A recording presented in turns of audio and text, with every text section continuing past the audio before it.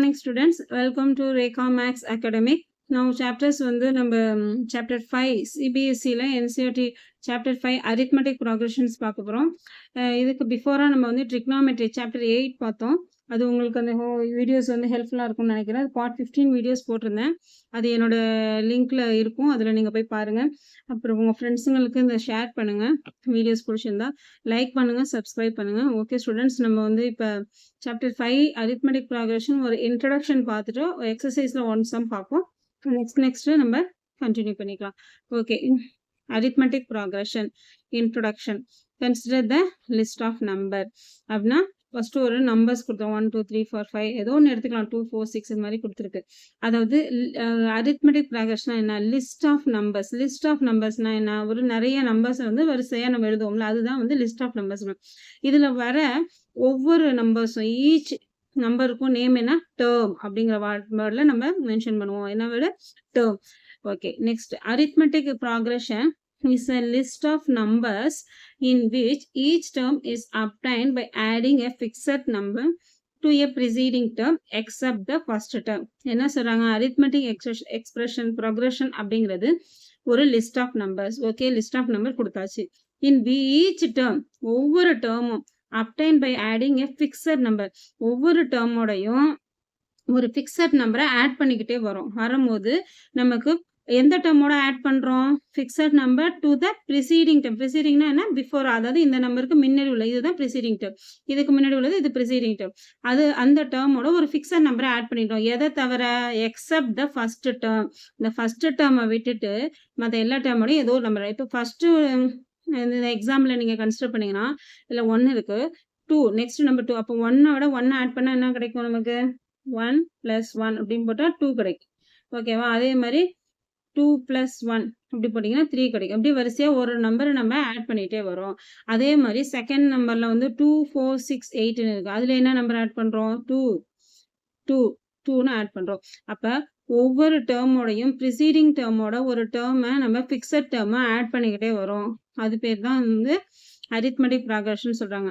arithmetic progression ஒரு list of numbers, அதில் வந்து ஈச் டேர்ம் இஸ் அப்டைன்ட் எப்படி கண்டுபிடிக்கிறோம், by adding a fixed number. ஒரு ஃபிக்ஸட் நம்பரை அதோட ஆட் பண்ணுறோம் to the preceding term. Preceding டேர்மோட ஒரு ஃபிக்ஸட் டேர்ம் இதில் ஆட் பண்ணிங்கன்னா இந்த நெக்ஸ்ட் டேர்ம் கிடைச்சிடும் அப்படின்னு சொல்கிறாங்க. எந்த நம்பரை தவிர, எக்ஸப்ட் ஃபர்ஸ்ட் டேர்ம் தவிர. இதான் இதோட டெஃபினேஷன், படிச்சுக்கோங்க, யூஸ் ஆகும். அடுத்தது ஃபிக்ஸட் நம்பர் இஸ் கால். இப்போ இதில் ஒரு ஃபிக்ஸட் நம்பர்னு சொன்னா இல்லையா, ஒரு நம்பரை ஆட் பண்ணுறோம். இப்போ ஃபர்ஸ்ட் செம்மை பொறுத்த முடிக்கும் என்ன இருக்குது, 1, செகண்ட் செம்மை பொறுத்த வரைக்கும் 2, தேர்டை பொறுத்த முடிக்கும் 0. அந்த ஃபிக்ஸட் நம்பருக்கு பேர் காமன் டிஃபரன்ஸ். அது பேர் என்ன, காமன் டிஃபரன்ஸ். ஓகே, நெக்ஸ்ட் இப்போ பாருங்க, எக்ஸாம்பிள் டி 1ல் வந்து ஃபர்ஸ்ட் எக்ஸாம்பிளில் வந்து 1 தான் D, common difference D. Common டிஃபரன்ஸை டேர்ம் டிங்கிற டேர்ம்ல நம்ம மென்ஷன் பண்ணுவோம். அடுத்தது டி செகண்ட் டேர்ம்ல வந்து 2, தேர்ட் இதில் வந்து 5 5 5 இருக்குல்ல, அதில் 0. அப்போ இதில் வந்து காமன் டிஃபரன்ஸ் வந்து டிங்கிற ஸ்மால் டியில் மென்ஷன் பண்ணுவோம். அது ஒரு ஃபிக்ஸட் நம்பர்.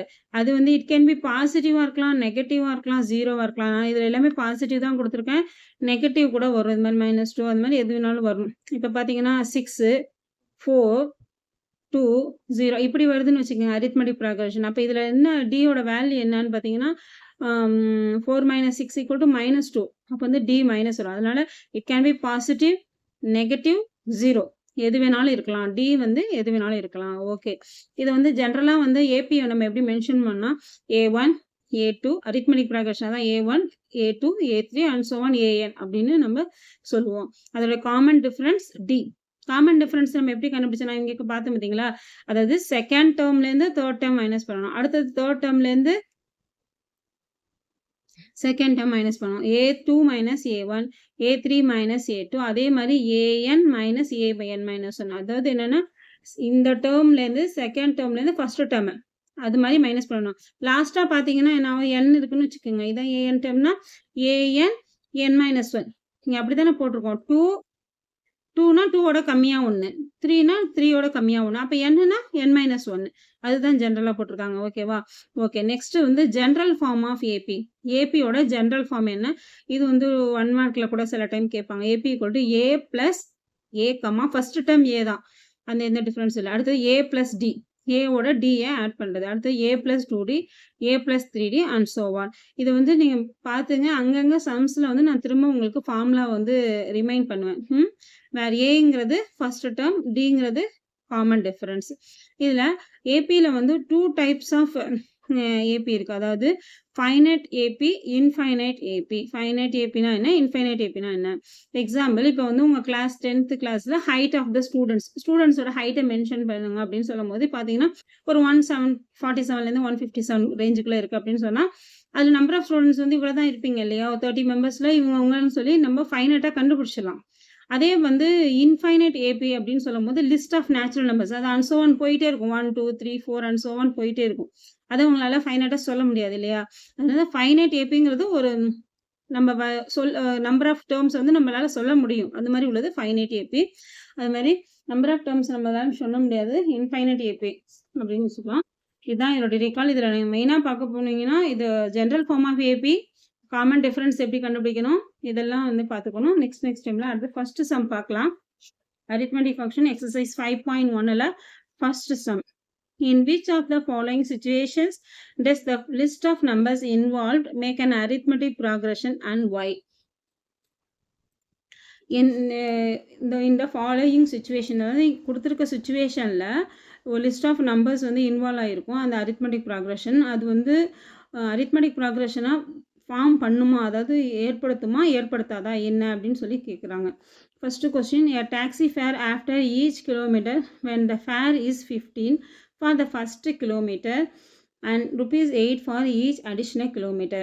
அதாவது ஒரு டாக்ஸியோட ஃபேர் அமௌண்ட், அதாவது டாக்ஸி இங்கேருந்து இங்கே போகிறதுக்கு எடுத்துக்கிற கிலோமீட்டர்ஸ் வந்து ஃபஸ்ட்டு 5 கிலோமீட்டர்ஸ்க்கு எவ்வளோ எடுத்துக்குவாங்க, 15 ரூபா ரேட் போட்டுக்கிறாங்க.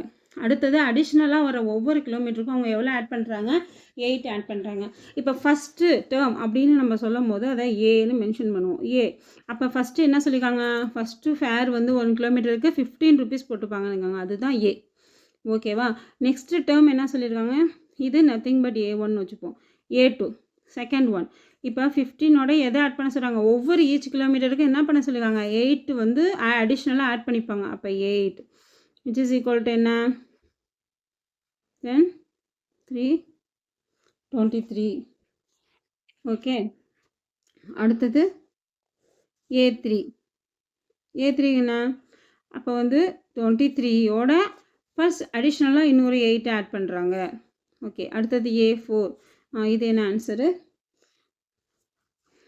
31. ஓகே. அடுத்தது A4 அது மாதிரி 31 ப்ளஸ் 8 ஈக்குவல் டு 39. இப்போ அதே மாதிரி போவோம். அப்போ என்ன, 15 23 31 39 அண்ட் ஸோ ஆன். அதுமாதிரி என்னாவது வரிசையாக என்னாவது ஒவ்வொரு ஈச் கிலோமீட்டருக்கும் 8 ஆட் பண்ணியிருக்காங்க. இப்போ வந்து நம்ம டி கண்டுபிடிக்கிறதுக்கு என்ன, A2 minus A1 which is equal to 23 minus 15 which is equal to 8. அப்போ அரித்மெட்டிக் ப்ராக்ரெஷனில் ஒரு ஃபிக்ஸட் நம்பரு எல்லாத்துலேயும் இன்க்ரீஸ் ஆகிட்டு போகுது. அப்போ இந்த சுச்சுவேஷனில் ஒரு அரித்மெட்டிக் ப்ராக்ரெஷன் ஃபார்ம் ஆகும் அப்படின்னு சொல்கிறாங்க. அதாவது ஜஸ்ட் உங்களுக்கு அரித்மெட்டிக் ப்ராக்ரெஷன் வந்து அண்டர்ஸ்டாண்ட் ஆகிறதுக்காக இது கொடுத்துருக்காங்க. சம்ஸில் வந்து பெருவாக கேட்க மாட்டாங்க. இது கான்செப்டை புரிஞ்சுக்கிறதுக்காக இந்த மாதிரி சம்ஸ் கொடுத்துருக்காங்க. இதில் மாதிரி இன்னொரு 3 சம்ஸ் இருக்குது. அதை பார்த்துட்டு நெக்ஸ்ட் சம்ஸ்லாம் நம்ம கொஞ்சம் வேகமாக மூவ் பண்ணலாம். Okay student, thank you students. Video பிடிச்சிருந்துச்சுன்னா ஃப்ரெண்ட்ஸுங்களை ஷேர் பண்ணுங்கள், சப்ஸ்கிரைப் பண்ண மறந்துடாதீங்க.